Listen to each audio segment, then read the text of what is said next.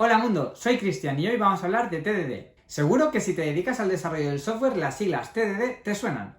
Pero, ¿sabes lo que es? ¿Lo pones en práctica?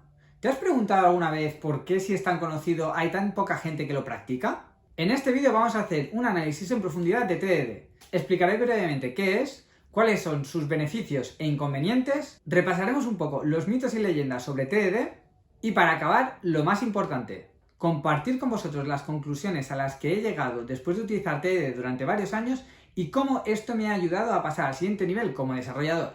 Ya te avanzo que, por increíble que parezca, estas conclusiones tienen poco que ver con los tests. En este vídeo no voy a entrar en detalles implementativos de TDD ni tampoco voy a hacer ejemplos de código, pero si es algo que te interesa, házmelo saber en los comentarios y me puedo preparar un vídeo. Para empezar, vamos a definir qué es TDD. TDD son las siglas de Test Driven Development, o lo que es lo mismo en español, desarrollo guiado por pruebas. TDD es un proceso del desarrollo del software que se basa en un ciclo de 3 etapas, las archiconocidas como Red, Green, Refactor. Una de las características más conocidas de TDD es que la implementación del test viene antes que la implementación de la funcionalidad en sí. Y esto es lo que hacemos durante la primera etapa, la que denominamos como Red. ¿Por qué Red? Porque lo que vamos a hacer es implementar ese test, ejecutarlo y ver que efectivamente falla, es decir, que el test pasa a rojo. La segunda etapa es Green. En esa etapa lo que vamos a hacer es desarrollar la mínima cantidad de código necesaria para pasar el test de rojo a verde. Es muy importante saber que durante esta etapa no nos vamos a centrar en buenas prácticas de desarrollo. Nuestra única prioridad es pasar ese test de rojo a verde. En esta etapa no nos importan temas como puede ser el naming, el acoplamiento o las buenas prácticas en general. La tercera y última fase es la de Refactor, la que para mí es la más divertida. Ahora que ya tenemos un código que pasa un test, tenemos vía libre para poder refactorizar libremente ese código teniendo el test que constantemente nos va a decir si hemos hecho algo mal o no. El objetivo de hacer el refactor es intentar seguir todas las buenas prácticas de desarrollo: encapsulamiento, principios solid, naming, etc. Otra de las piezas fundamentales de TDD es cuánto de grande o pequeño tiene que ser este ciclo de desarrollo. Para introducir esto vamos a poner un ejemplo para que quede más claro. Vamos a imaginarnos que tenemos que desarrollar la funcionalidad de calcular el precio del carrito de la compra de nuestra tienda online. En este caso de uso pueden haber múltiples reglas de negocio, como por ejemplo descuentos que tenga el usuario, si hay que aplicar algún 3x2, si el usuario tiene algún beneficio de que no hay que cobrar los gastos de envío, etcétera, etcétera. Un primer approach que nos puede venir a la cabeza es implementar un test donde tengamos ya el carrito de la compra con varios productos y comprobar que el precio total del carrito es igual a la suma de todos esos productos. Haríamos la implementación y después pasaríamos al refactor y ya tenemos la funcionalidad hecha.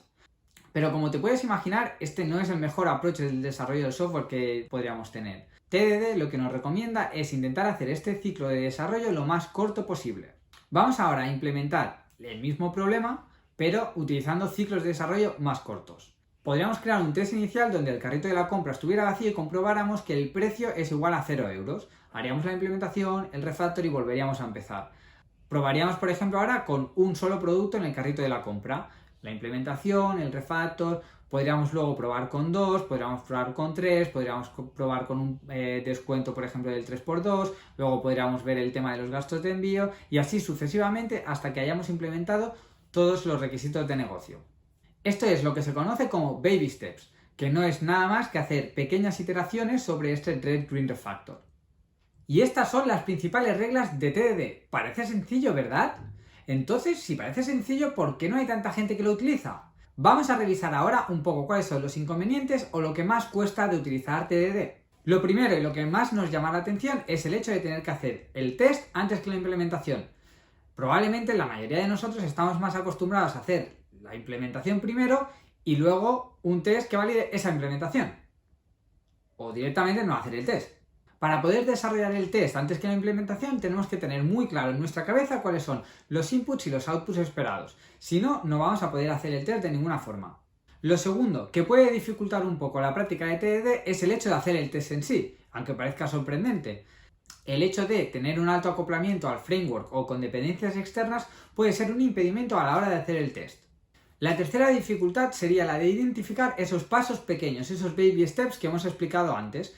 En el ejemplo que hemos visto del carrito de la compra puede parecer algo bastante sencillo, pero hay otros problemas que son más complejos que dividirlos en subproblemas más pequeños puede ser más complicado. Y el cuarto inconveniente que yo lo encuentro es que inicialmente vamos a sentirnos más lentos desarrollando, lo cual es normal porque estamos aplicando muchas cosas que probablemente no estemos acostumbrados a utilizar y eso va a mermar nuestra productividad. Pero no todo son malas noticias. TDD también nos aporta muchas ventajas. La primera ventaja y más fácil de identificar es la gran cobertura de test que va a tener nuestro código. Si hemos aplicado bien las 3 fases de Raytree Refactor, el código que hemos desarrollado será el mínimo necesario para poder pasar todas las pruebas. El hecho de tener mucha cobertura de test es algo que nos da mucha confianza a la hora de desarrollar. Lo que conseguimos con esto es tener un feedback constante de si el código está cumpliendo con la funcionalidad esperada. Otra gran ventaja de utilizar TDD es que los tests en sí nos hablan. Pero no nos hablan de cómo estás y demás. No. Nos están explicando muy bien cuáles son las carencias de nuestro código. ¿Y qué quiero decir con carencias? Básicamente, si tenemos un test que es difícil de desarrollar porque hay que moquear muchas dependencias o porque hay que hacer demasiados assets, ese test ya nos está dando información que a lo mejor la implementación que estamos haciendo no es la mejor. Y a lo mejor necesitamos algunas capas de abstracción para no tener que moquear tantas partes en el test. De forma que podemos decir que los tests nos aportan 2 grandes propiedades. La primera es validar que la funcionalidad es la correcta y la segunda es también darnos información sobre la calidad del código que estamos produciendo. Una de las ventajas más importantes de TDD, pero no la que más, es el hecho de que nos fuerza a dividir un problema muy grande en problemas más pequeños. De forma que nosotros podemos ir resolviendo esos problemas más pequeños de forma iterativa e incremental para al final acabar resolviendo ese problema más grande. Esto es una estrategia muy conocida en el desarrollo del software y se conoce como divide y vencerás. Estoy seguro que la has escuchado antes. Como ves, por un lado tenemos una estrategia de resolución de problemas y por otro tenemos TDD que se beneficia mucho de tener estos ciclos de desarrollo pequeños. Si los unimos, yo creo que encontramos una unión perfecta entre divide y vencerás y TDD. Ahora que hemos revisado un poco los inconvenientes y las ventajas más conocidos sobre TDD, vamos a analizarlos un poco más en detalle. Porque si revisamos un poquito todos los puntos que hemos ido viendo es el hecho de cuánto cuesta hacer un test, tener claro los inputs y los outputs de ese test, dividir un problema muy grande en problemas más pequeños, tener feedback del código para ver si está resolviendo la funcionalidad de forma correcta o no. Todo esto al final es algo que hacer test ya no lo está aportando. Y el hecho de dividir un problema grande en problemas más pequeños es algo que tenemos que tener en nuestro ADN para poder resolver problemas complejos. Y esto nos lleva a la siguiente pregunta. ¿Es TDD quien nos está dando estas ventajas o inconvenientes o es simplemente el hecho de hacer test quien nos está dando estas ventajas e inconvenientes? Vamos a suponer que tenemos a la misma persona en 2 mundos paralelos.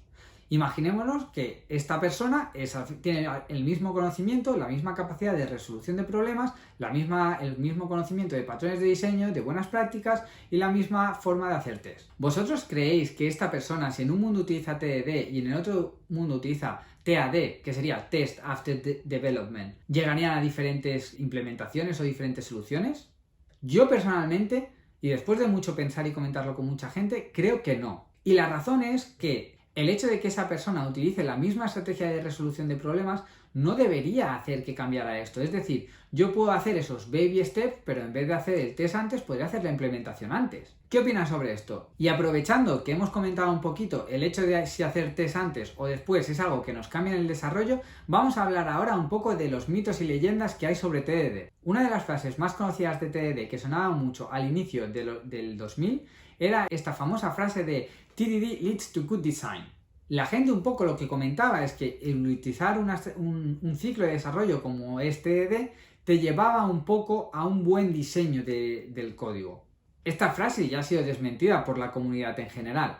El hecho de no tener conocimientos de patrones de diseño, de crear capas de abstracciones necesarias o de aplicar buenas prácticas de desarrollo es algo que va a quedar patente si haces TDD. Afortunadamente, unos años atrás ya hubo algunas discusiones muy interesantes sobre este tema y se acordó decir que TDD no leads to good design, sino que TDD leads a lo que tú quieras que te lleve. Si tú estás resolviendo un problema muy grande, pues TDD no te va a decir de inicio, oye, pues hazlo más pequeño y demás.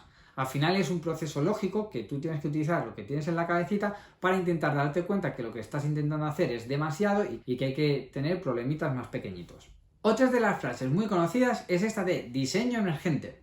Lo que se sobreentiende sobre esa frase es que a medida que vamos completando ciclos de TDD, el diseño va a ir emergiendo. ¿Pero es esto realmente posible?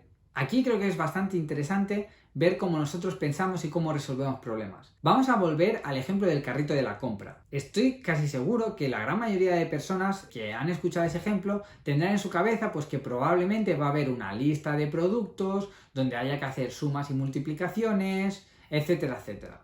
Esto es algo que ya vas a tener en tu cabeza y que probablemente te va a condicionar el desarrollo. Es decir, inicialmente ya crees una lista de productos o vas a esperar que te entre una lista de productos y vas a tener que iterarlos. ¿Es esta la mejor implementación? Pues no lo sé, puede que sí o puede que no. Lo que creo que es importante para este ejercicio es ver que muchas veces nosotros ya tenemos unas soluciones preconcebidas en nuestra cabeza y son estas condiciones las que nos llevan hacia un camino o hacia otro. Una de las prácticas muy divertidas de TDD es intentar aplicar TDD sin tener ninguna idea preconcebida en la cabeza. ¿Qué significa esto? Pues que si yo voy a hacer el cálculo de la compra, voy a explorar diferentes métodos que no tienen por qué ser tener una lista o tener que hacer sumas, sino que a lo mejor puedo aplicar otras operaciones aritméticas. Como puedes ver, sigo creyendo que TDD no es esa herramienta mágica que nos lleva hacia un diseño limpio o que tiene un diseño emergente, sino que al final nosotros, que somos los comandantes cuando estamos programando, somos los que tomamos las decisiones. Si al final las decisiones que tomo no son las mejores o las más correctas, eso me va a llevar por un camino que probablemente no sea el mejor. Y TDD no es ese pepito grillo que me está diciendo tienes que ir por aquí o no, mejor ve por aquí, sino que somos nosotros mismos. Entonces, después de todo esto que os he explicado, ¿qué es realmente TDD y qué es lo que realmente nos aporta? Ahora, permíteme que te explique un poco cuál fue mi experiencia utilizando TDD y cuáles fueron las conclusiones a las que yo llegué. Hace varios años atrás, cuando empecé a preocuparme por las buenas prácticas de desarrollo, arquitectura y demás, fue cuando decidí utilizar TDD a diario. Evidentemente, esto no fue de 0 a 100, sino que yo empecé practicando en casa, haciendo catas con compañeros, en meetups y demás, y poco a poco fui introduciéndolo en el trabajo. Hay que decir que la curva de aprendizaje no es fácil. Tienes que olvidarte todo lo que sabes y hacer las cosas de una forma completamente diferente. Y la implementación del test, dividir un problema muy grande en problemas muy pequeños y poco a poco ir avanzando. Después de unos años utilizándolo, se puede decir que se convirtió en mi forma por defecto de programar. Es decir, yo cuando empiezo a programar, pues programo utilizando TDD. Si tengo que hacer algún spike o tengo que hacer alguna prueba de concepto, pues a lo mejor sí que es verdad que empiezo a hacerlo todo a saco, sin preocuparme mucho de los tests y demás. Pero si estoy haciendo código que va a ir a producción, por defecto utilizo TDD. Pasó el tiempo y me pregunté, ok, estoy utilizando TDD, pero ¿de verdad me está aportando TDD el hecho de hacer el test antes todo lo bueno que yo creo que me está aportando? Porque yo creo que mi capacidad de resolución de problemas va a ser la misma independientemente de que haga el test primero o que haga el test después. Y fue ahí cuando tomé una decisión súper importante. Voy a dejar de utilizar TDD desde ya. Inicialmente tampoco noté gran cambio. Seguía haciendo un TDD, pero en vez de hacer el test antes, lo hacía después. Pero sí que es verdad que después de una semana de desarrollo empecé a darme cuenta de qué es lo que estaba pasando. Y lo que estaba pasando en realidad no era el código, era simplemente una sensación que yo tenía. Digamos que empezaba a desarrollar una funcionalidad y cuando empezaba con el código, pues estaba a lo mejor dentro de un for loop y veía que lo que estaba haciendo dentro, pues a lo mejor podía ir en una función para que tuviera más sentido. Cuando estaba dentro de esa función me daba cuenta, ostras, a lo mejor este no es el nombre más indicado, pero bueno, da igual, seguía con la funcionalidad, volvía a la función de arriba, seguía de esto, y me daba cuenta que no sabía lo que estaba haciendo, me daba cuenta que era desorden, era caos lo que hacía, porque empezaba implementando la funcionalidad, pero mientras la estaba implementando me daba cuenta que esto no seguía el principio X, entonces intentaba aplicarlo, pero luego volvía otra vez a desarrollar la funcionalidad. Al final era un caos y no podía desarrollar, me faltaba este orden que me imponía TDD. Y ese, amigos y amigas, es para mí lo más importante de TDD. TDD no deja de ser un flujo de trabajo, que esto es la definición pura de TDD. Es un flujo de trabajo que se basa en 3 etapas, Red, Green, Refactor. Y además cada una de estas etapas queda muy claro lo que se espera en cada una de ellas. En la primera es desarrollar un test que esté rojo porque falta la implementación. En la segunda es implementar esa funcionalidad mínima sin tener en cuenta las buenas prácticas de código. La prioridad es pasar ese test de rojo a verde. Y la tercera y última es hacer refactor sobre ese código, que ya tenemos el código que nos dice si lo estamos haciendo bien o mal, y en esta fase es donde aplicamos todo lo que a nosotros nos gusta, patrones de diseño, principios solid, naming, etc. Estos 3 pasos es algo que a mí me faltaba definir fuera del mundo de TDD. Cuando yo no seguía estos pasos, empezaba con la funcionalidad, entonces hacía un mix del paso 2 y 3 de implementar la funcionalidad mínima, pero después también aplicar buenas prácticas.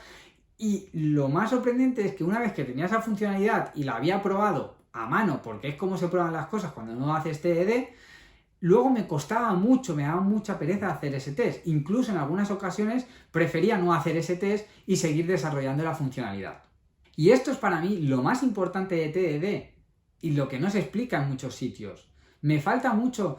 Hay mucha gente que tiene muchos años de experiencia, pero si le preguntas a esa persona cuál es tu ciclo de desarrollo, es decir, tú coges una tarea y cómo empiezas, cómo te organizas. Algo que yo he validado es que la gente que no utiliza un flujo de desarrollo bien definido no saben darte una respuesta clara y concisa. Probablemente empiecen diciendo, bueno, pues me leo la funcionalidad, empiezo implementándola, pero cuando empiezas a preguntarle a esa persona, bueno, pero ¿cómo empiezas? ¿Cómo decides con qué empezar? ¿En qué momento haces el test? Cuando empiezas a aplicar buenas prácticas de desarrollo del software. En ese momento es cuando esa persona se empieza a plantear que no tiene bien definido cuál es su flujo de trabajo y que en realidad lo que hacen es dejarse llevar un poco por sus ideas, por sus pensamientos y pues al cabo del rato acaban teniendo esa funcionalidad implementada. Si te estás preguntando si TDD es el único flujo de desarrollo del software que existe, yo te avanzo que no. Y lo que es aún más interesante es que cada una de las capas de abstracción del desarrollo del software tiene sus propios ciclos de desarrollo. También hay algunos workflows que se aplican más a nivel de equipo o incluso de empresa o producto. Algunos de ellos son Acceptance Driven Development, Behavior Driven Development, Continuous Integration o Continuous Delivery y todas las metodologías ágiles. Si lo piensas, todo lo que tienen en común estos ciclos de trabajo es que intentan reducir el feedback loop. ¿Qué es el feedback loop? Es desde que yo tomo una decisión hasta saber si esa decisión es la correcta o no, cuánto tiempo me lleva. Este es el feedback. Desde las metodologías ágiles, pasando por todas las que hemos comentado hasta TDD, todas estas metodologías intentan reducir el tiempo que pasa desde que tomo una decisión hasta que veo si es la decisión adecuada o no. Se podría decir que todos estos workflows lo que intentan hacer es reducir el coste del desarrollo del software a medio y corto plazo. Si te interesan todos estos temas y quieres saber más sobre flujos de trabajo, deja un like y suscríbete al canal. Y hasta aquí el vídeo de hoy. Espero haberte aportado algo de conocimiento y nos vemos en el siguiente vídeo.